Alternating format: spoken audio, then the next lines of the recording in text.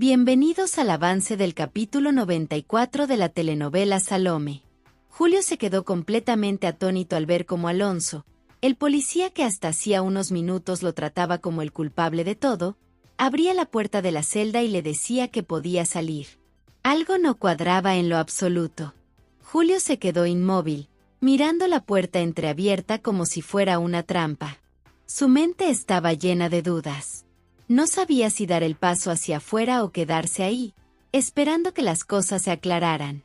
A su alrededor todo parecía en calma, pero dentro de él había un torbellino. Era imposible que, de la nada, decidieran soltarlo, y menos con Alonso involucrado. Arturo, cansado y lleno de rabia, enfrentó a Manola. Le dijo que no entendía cómo era posible que su hijo Julio estuviera metido en la cárcel, sufriendo por cosas que él no había hecho. Con un tono firme y molesto, le reprochó que jamás hubiera dado la cara por Julio y que él no merecía todo el daño que le estaban causando. La tensión en el ambiente era palpable, y antes de que Manola pudiera responderle algo, Arturo le pidió que lo dejara solo. No quería escuchar excusas ni explicaciones. Julio miró fijamente a Alonso, aún parado junto a la puerta abierta de la celda. No podía evitar sentirse intranquilo. Le dijo que todo eso le parecía demasiado extraño, sobre todo porque no era normal que alguien como Alonso estuviera abriendo la celda a esas horas de la noche. Sin embargo, Alonso, con un tono despreocupado y una sonrisa que no inspiraba confianza, le contestó que no se preocupara, que simplemente era su día de suerte y que podía salir. Julio no sabía si creerle o no. Julio, al borde de perder la paciencia, le gritó a Alonso que lo dejara en paz y que no lo molestara más. Pero lo que Julio no sabía era que Alonso tenía instrucciones claras y directas de Diego para eliminarlo. Alonso no mostró ninguna reacción, como si las palabras de Julio no le importaran, y continuó con su plan sin titubear. Alonso abrió nuevamente la puerta de la celda y le dijo a Julio que ya podía salir, pero Julio, desconfiado, pidió hacer una llamada antes de salir.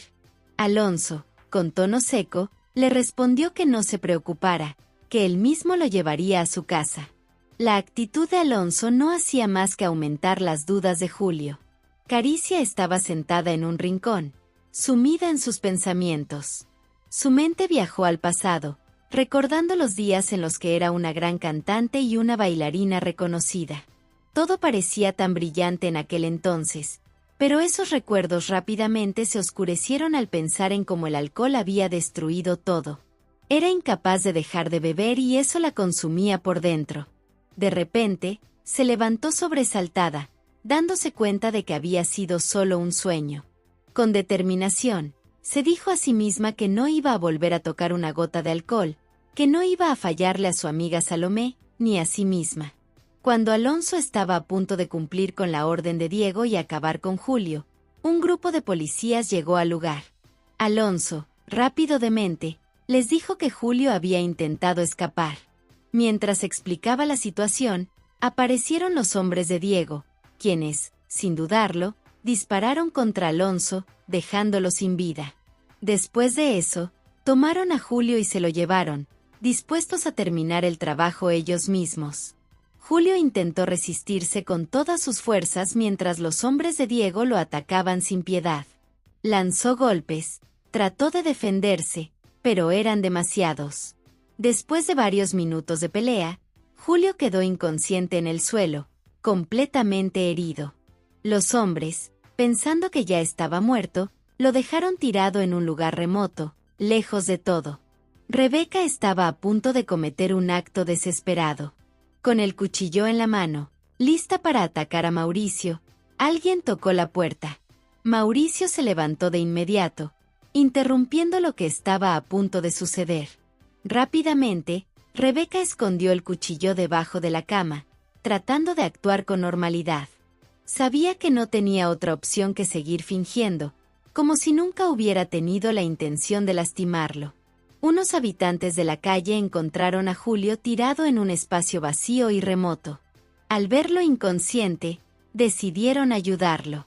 Lo llevaron a una cueva cercana y, con lo poco que tenían, intentaron reanimarlo.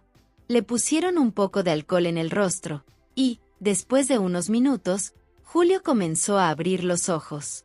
Aunque estaba débil, logró despertarse, rodeado de aquellas personas que, a pesar de no tener nada, le habían salvado la vida. Los policías llegaron a la casa de los padres de Julio y comenzaron a inspeccionar cada rincón con minuciosidad.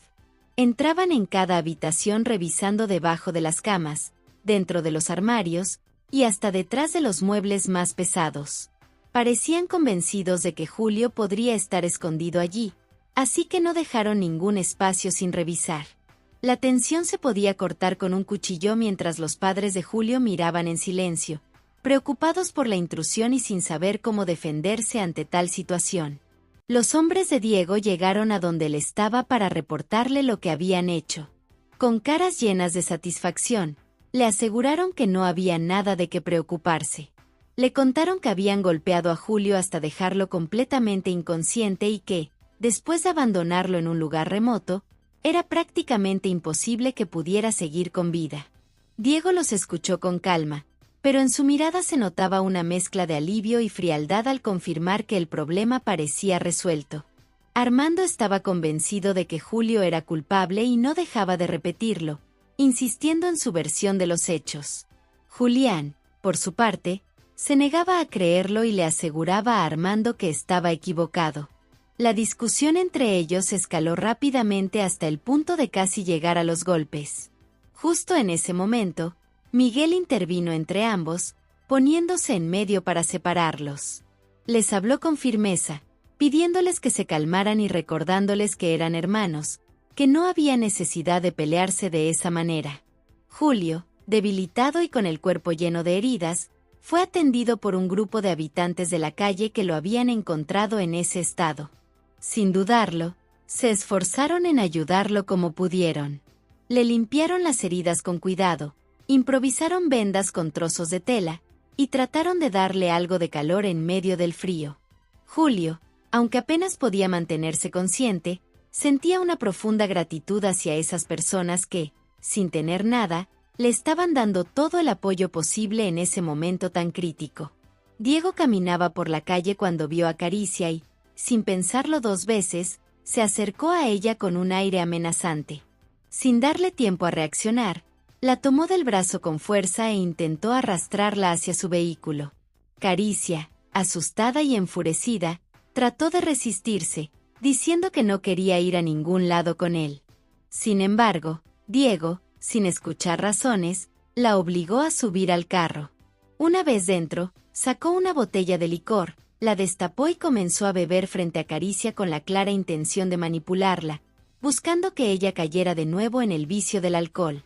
Julio, después de haber pasado varios días recuperándose con la ayuda de los habitantes de la calle, finalmente decidió que era momento de salir de la alcantarilla donde lo habían llevado para curarlo. Agradecido con quienes la ayudaron, se despidió de uno de ellos, quien le dio palabras de aliento antes de que partiera. Julio, con determinación en su mirada, expresó que necesitaba salir rápidamente para encontrar respuestas sobre todo lo que le había ocurrido y descubrir quién estaba detrás de tanto sufrimiento. Dentro del vehículo, Diego seguía insistiendo en que Caricia tomara alcohol. Le ofrecía la botella con palabras cargadas de cinismo, tratando de convencerla de que era lo que ella realmente necesitaba. Pero Caricia, con una fuerza de voluntad inquebrantable, le respondió que no iba a beber ni una sola gota. Ante la insistencia de Diego, tomó la botella, derramó el alcohol directamente en su rostro y, sin pensarlo dos veces, abrió la puerta del carro en movimiento y saltó para escapar de él, dejando a Diego furioso y completamente empapado. Julio decidió regresar a la estación de policía, convencido de que tenía que aclarar su situación. Sin embargo, el inspector lo recibió con una mirada de sospecha y le preguntó con frialdad por qué se había escapado.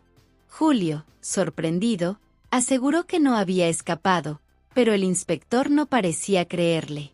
Con un tono desafiante, el inspector cuestionó quién había dado la orden de liberarlo si, según él, no se había fugado. Julio, visiblemente confundido, explicó que el sargento Alonso lo había dejado salir sin darle ninguna explicación. Pero sus palabras no convencieron al inspector, quien le dejó claro que no creía ni una sola palabra de lo que decía. De vuelta en la cárcel, Julio no encontró descanso. Uno de los policías se le acercó y, con un tono lleno de odio, le recriminó que por su culpa el sargento Alonso estaba muerto.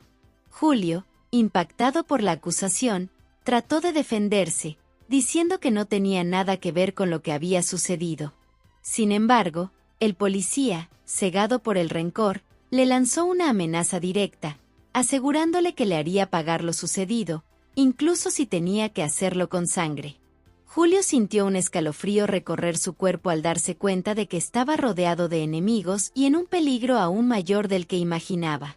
Hasta aquí este avance. Si te ha gustado déjanos un like y suscríbete.